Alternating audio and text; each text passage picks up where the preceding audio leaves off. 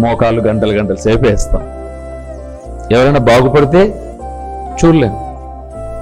ప్రార్థనలు గంటలు గంటల సేపు చేస్తాం. మనకన్నా బాగా ఎవరు ఉండకూడదు. ఎలాగా? మేలైన దానిని అనుసరించి నడుచుకోండి అంటే ఎందుకు మేలైనది చేయర్లా?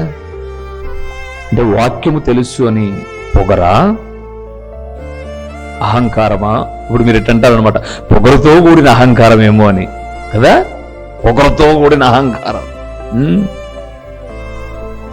అయితే బైబిల్ చెప్తుంది, అహంకారము వెంబడి అవమానము వచ్చును. అందుకే అండి మనం దేవుని నమ్ముకున్నాం. మనం ఎవరికి మేలు చేయకపోయినా పర్లేదు, కానీ కీడు మాత్రం, చెప్పండి, కీడు మాత్రం అది మన నైజం కాదు. ఒకప్పుడు దేవుడు లేకముందు మనం కీడు చేశామేమో, కానీ ఈరోజు మనం కీడు చేయొద్దు.